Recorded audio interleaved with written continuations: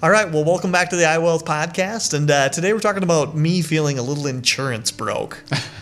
And Brad's going to help me out today, the owner of iWealth. Yeah, so insurance broke in which way? I mean, like too many policies, too much money you're paying, like what? It just seems like it's a lot of money for not really getting anything. Yeah, well, okay, until your house burns down, right? And then you're like, what should we do? No, and in a serious note, Matt, like, I think you should insure the things you can't replace.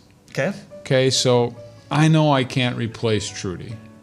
That's your wife? My wife. Okay. But when we were raising the kids, if something happened to her and she was a primary caregiver, like I would have to replace that. And so there was life insurance involved in case something happened. So you had to put a value on your wife?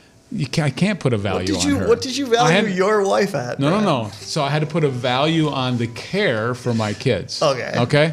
So yeah, I can't replace her, but I had to put a value on that. My house. I can pay my house off sooner if I have debt on it, if I don't put insurance on it. But if the thing burns down, I can't write a check to replace it, right? So I need to insure my house.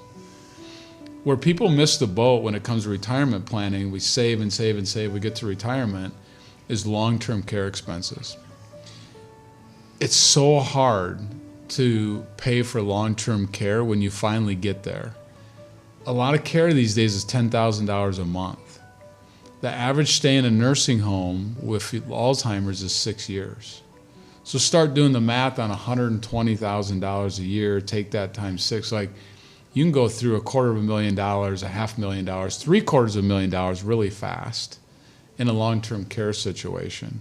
And so that's a situation that everybody doesn't need long-term care insurance, but you should insure something that you can't replace or you don't want to replace, which is $750,000, let's say.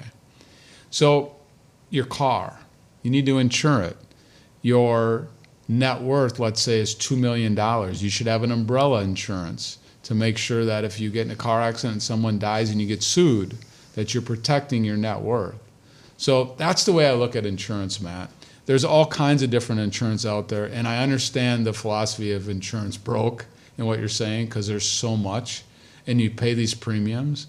But when something happens, when you have a healthcare event and you need to go to airlifted to the doctor and it costs you $100,000, having insurance matters at that point. Although we gripe every month when we pay that bill, you know?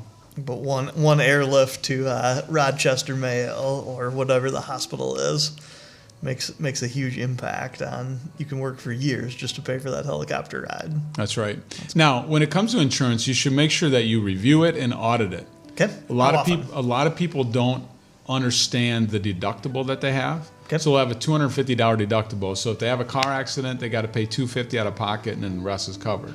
Well, if they have a nice net worth and they can afford $1,000 out of their savings, not that they want to, but they can, then why not move your deductible up to $1,000 and bring your insurance premium down? So insurance is important, you need to have it. Yep. But what about your deductible? So you should be auditing and getting a checkup with your insurance. How often? I would say every couple years. 3 years? 2 to 3 years. 2 to 3 years. Yeah, but certainly not 5. Okay. Like things change, you have kids, you know, your net worth changes. You should be sitting down with your insurance agent and going through that.